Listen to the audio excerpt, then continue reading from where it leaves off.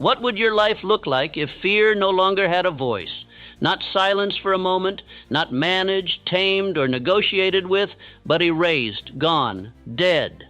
Imagine waking up every day without hesitation, without second-guessing yourself, without that internal voice telling you you're not ready, not worthy, not enough. What decisions would you make then? What doors would you finally kick open? What dreams would you chase with reckless, unstoppable fire? Because the truth is, fear isn't the enemy. Surrender is. Fear is natural. It's primal. It whispers and it warns, but it only wins when you obey it. And every time you believe it, every time you shrink instead of step forward, you trade power for comfort. You give up growth for safety. You stall, you suffocate, you stand still, not because you're weak, but because fear has convinced you that stillness is survival. But not today. Today we expose fear for what it is, a liar, a story, a shadow pretending to be real.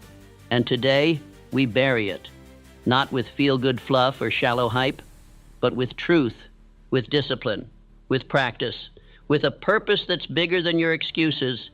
In the next few minutes, you're going to learn how to stop running from fear and start hunting it. You'll learn how to stand tall even when your hands shake, how to act before fear fades, and how to build a mind so sharp and disciplined that fear has no room left to live. So take a deep breath, step forward, and don't look back, because this is the day you kill the fear. Let's get something straight. Fear is not your enemy. Fear is instinct. It's ancient. It's built into your biology to protect you. And in many ways, it's kept you alive. But what fear was never meant to do is lead you. It was never meant to be your guide, your counselor, your decision maker. Yet that's exactly what most people let it become. They let fear steer the wheel. And then they wonder why their life feels like it's going in circles. You feel fear when you're about to do something unfamiliar, something risky, something that threatens your comfort or control. That's not weakness. That's your brain doing what it's been wired to do. But here's the truth most never hear. Fear itself isn't what stops you. Inaction is. The real enemy isn't the fear you feel. It's the pause you take because of it. It's the opportunity you don't chase, the silence you choose instead of speaking up, the dream you shelve for some other time. Most people are waiting for fear to disappear before they take action. They're waiting to feel brave, to feel certain, but that moment never comes, because courage isn't the absence of fear, it's action taken in spite of it. And if you're waiting to feel ready, you'll be waiting your whole life. The ones who move mountains, change industries, make history, they feel fear too, but they walk forward anyway. That's the shift. That's the edge. You don't need to be fearless. You just need to stop obeying fear like it's a command. You need to stop giving it authority it never earned. Fear can sit in the passenger seat, sure, but it doesn't touch the wheel, not anymore.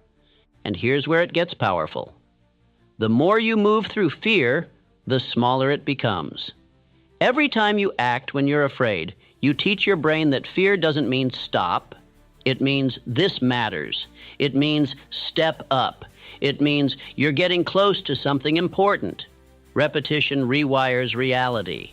And the more you face fear head on, the less control it has over you. You become something fear can't live inside, because you've trained your mind to act before fear can settle in.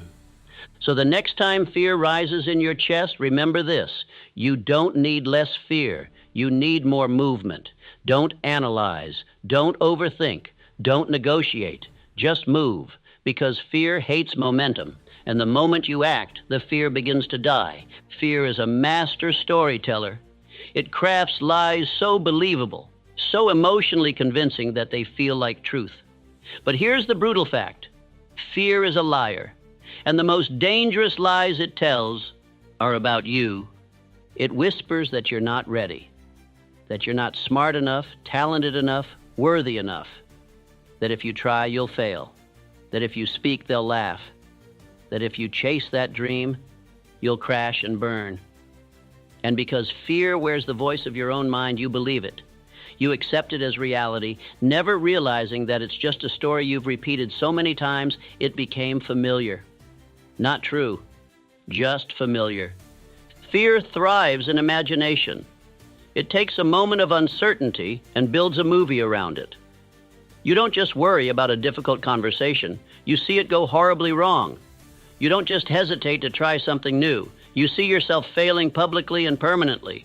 You don't just fear rejection. You imagine humiliation, abandonment, and proof that you never had what it takes in the first place. And that's how fear wins, not with truth, but with repetition. The more you rehearse the worst-case scenario in your mind, the more your nervous system believes it's real. And when your brain believes the threat is real, it floods your body with signals to retreat. Heart racing, breath shallow, muscles tense. Suddenly, you're not living in the present. You're imprisoned in a future that hasn't even happened. And in that state, even the smallest step forward feels impossible. But here's the breakthrough. If fear is built by repetition, so is confidence. If fear is a story, you can tell a better one. One where you speak and you're heard. One where you leap and you land. One where you fail and rise anyway. Because the truth is, the mind can't tell the difference between imagination and memory. If you can visualize defeat, you can visualize victory. If you can rehearse disaster, you can also rehearse domination. This is the battlefield, not out there, but in here.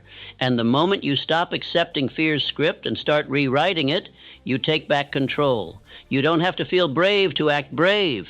You don't have to feel certain to move forward. You just have to stop giving fear the mic. Because the voice in your head is powerful, but it doesn't always tell the truth.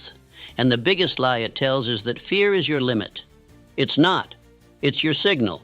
It's the flag that says you're standing at the edge of your growth. And what happens next? That's up to you. Fear grows in the dark, in silence, in avoidance. The more you run from it, the bigger it gets. The more you try to outthink it, the louder it becomes. Because fear doesn't shrink with time. It shrinks with exposure. And this is where most people get it wrong. They wait for courage to arrive before they take the leap. They wait for the fear to fade before they take the first step. But courage doesn't come before action. It comes because of action. Imagine standing at the edge of a freezing pool. You can dip your toe in, walk away, come back tomorrow, overthink it again, and still feel cold just looking at it. Or you can jump in, shock your system, let your body adapt, and in a few seconds you're no longer afraid. Why? Because you've experienced what your mind exaggerated.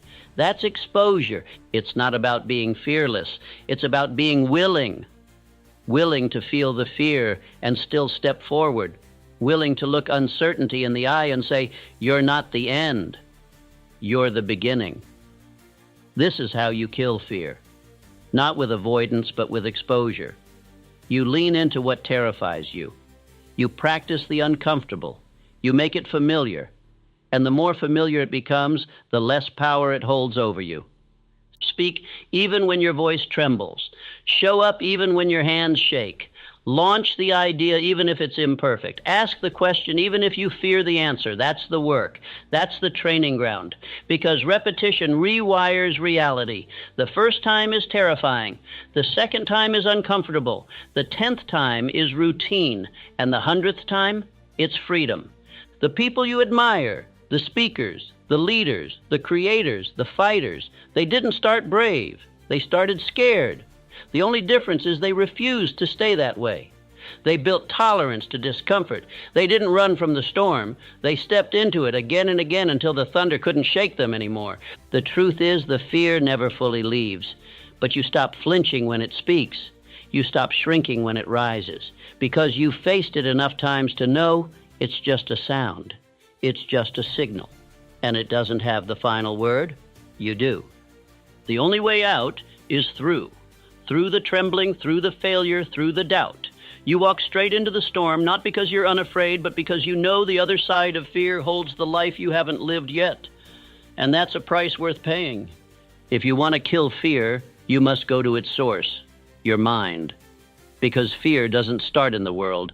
It starts in your thoughts, in the silent, invisible stories you repeat to yourself, Stories of inadequacy, of danger, of what might go wrong. Stories that play on a loop, shaping your reality without you even realizing it. And here's the truth. If you don't train your thoughts, they will train you. Left unchecked, the mind becomes a battlefield where fear always wins. But you're not here to be ruled by fear. You're here to reclaim your mind, to take back the pen and write a new script. And it begins with this simple but powerful realization. You are not your thoughts. You are the observer of your thoughts. You are the architect, the programmer, the one who chooses what gets to stay. So when fear whispers, you're not ready, you don't just accept it. You question it. You respond, says who? When it says you'll fail, you reply, maybe. But I'll learn. You flip the script. You disrupt the pattern, because every thought is a seed, and what you water grows. If you water fear, you'll harvest hesitation. But if you water courage, if you flood your mind with powerful, intentional, disciplined thoughts, then boldness becomes your default. This isn't about blind positivity. It's about intentional mental conditioning. The same way athletes train their bodies, warriors train their reflexes, and musicians train their fingers, you must train your mind with affirmations that declare your worth, with visualization that locks your eyes on the outcome, with repetition that makes greatness feel familiar. Tell yourself what you want to believe until it becomes who you are. Speak it, feel it, act on it every day. I am calm under pressure. I face fear and move anyway. I don't shrink, I expand. These aren't just words, they're commands, and your subconscious is always listening. And don't just think these thoughts, live them. Let your actions reflect your new identity. Your mind learns by watching you. So when you do something bold, when you move despite the nerves, when you speak up despite the shaking hands, your brain registers, we do hard things now. That's how identity changes. That's how fear loses control. You're not weak for having fear, but you stay weak if you let it lead. Discipline your inner world, and the outer world will bend to meet it. Guard your thoughts like a vault. Interrupt the lies. Install the truth. And remember that you always have a choice. Fear may visit, but it doesn't get to stay unless you open the door. Train your mind, or be trained by fear. The choice is always yours. What if fear wasn't a stop sign, but a signal? What if the very thing you're avoiding is the thing you're meant to do? You see, most people think fear means don't. Don't go there. Don't try that. Don't speak up. Don't risk it. But in reality, fear is often a compass. It points toward the edge of your comfort zone, and that's exactly where growth begins. That fire you feel in your chest, that trembling in your hands, that's not weakness. That's life, reminding you that you're standing on the edge of something important. That's your spirit recognizing a moment of truth, because the things that scare you the most are usually the things that will grow you the most.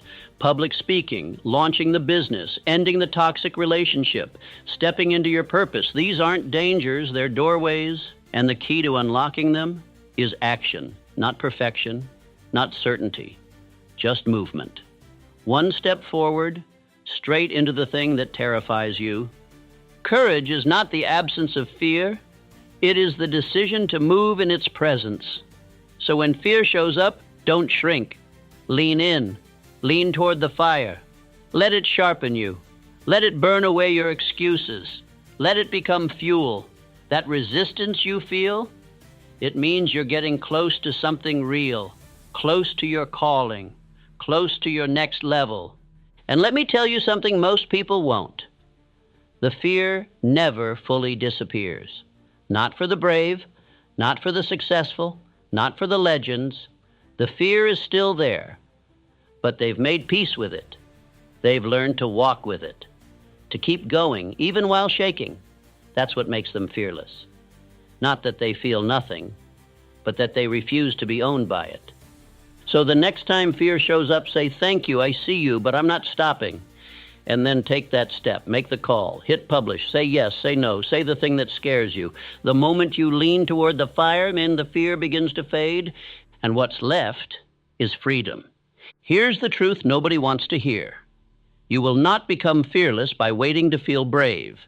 You don't kill fear with feelings. You kill fear with discipline. Motivation comes and goes. It's a spark, quick, loud, exciting, but short-lived. Discipline, on the other hand, is the steady flame. It's the engine behind every fearless life. Because when you train yourself to act, not when you feel like it, but when it needs to be done, you become dangerous. You become untouchable. Courage isn't a lightning bolt. It's a decision. A daily decision to show up, to do the hard things, to lean into the discomfort again and again, even when your mind screams for safety, especially then. This is what the greats understand. They don't wait for confidence. They act, and confidence catches up. They don't wait for the fear to vanish. They do the thing anyway, and fear learns it has no place there. Discipline silences fear because it removes the negotiation. There's no debate, no should I or shouldn't I. It's already been decided. The alarm rings, you rise, the task is hard, you do it anyway. The voice of doubt whispers, you walk forward in spite of it. That's discipline, and that's how the fearless are made. You see, the more you act in the presence of fear, the more you rewire your mind. You condition it to understand fear is not danger, it's data. And data doesn't control you, it informs you. So ask yourself, are you living by feeling or are you living by principle? If fear is still calling the shots, then it's time to shift. Build rituals that strengthen your mind. Surround yourself with reminders of your vision. Keep your commitments to yourself. One small act of courage every single day, and you'll wake up one day wondering why you ever let fear run the show. Discipline makes you consistent, and consistency makes you inevitable. Picture this. You're lying on your deathbed, moments from the end. Around you are not just memories, but the ghosts of every dream you didn't pursue, every risk you never took, every version of you that could have existed. And they look at you with one question. Why did you let fear decide for you? You see, fear doesn't just steal your moments. It steals your legacy. It convinces you to shrink, to play safe, to sit down when you were built to stand tall. But what if you knew the cost? What if you could see the future that fear is quietly robbing you of? Because that's the thing. Most people don't realize they're choosing fear. They think they're choosing comfort, safety, familiarity. But what they're really doing is burying their greatness under excuses. They're trading impact for ease, legacy for security. Let me be clear. No one remembers the man who stayed silent. No one builds statues for the woman who avoided failure. The world is moved by those who were scared and moved anyway, by those who stood up, spoke out, and stepped forward in spite of the trembling in their voice or the knot in their stomach. Fear will always offer you comfort, but legacy demands discomfort. It demands pain, sacrifice, risk. It demands that you decide what matters more, the opinions of others or the opinion you'll have of yourself when your time is up. So ask yourself right now, what will your life say when you're gone? Will it whisper of missed chances and silent regrets? Or will it roar with the sound of someone who chose purpose over paralysis, action over avoidance, courage over comfort? You don't need to know every step. You just need to refuse to let fear have the final word, because your legacy is being written either way, and only one version ends with you free. If fear is a liar, then your routine is the truth teller, because it's not just mindset that slays fear, it's movement. It's not about one big heroic act. It's about the habits that turn courage into your natural state. The fearless aren't born brave. They're forged by discipline. And every day they perform small rituals that suffocate fear before it has a chance to speak. Start here. Each morning, do something uncomfortable. Not huge, not reckless, just something that makes your heart beat a little faster. Cold shower, honest conversation, a hard phone call. Why?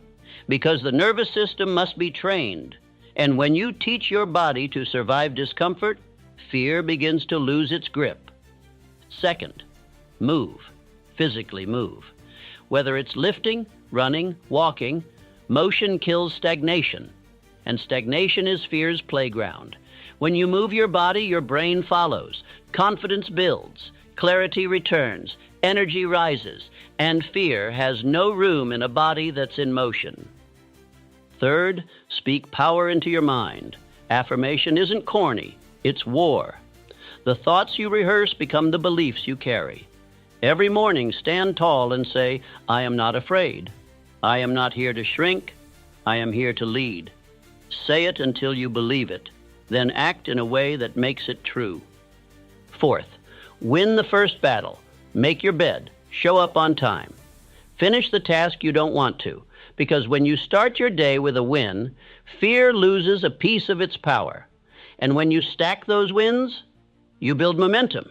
And momentum is what makes the impossible feel inevitable. Lastly, reflect. Each night, ask yourself, where did fear whisper today? And where did I push back? This is how you refine. This is how you get sharper.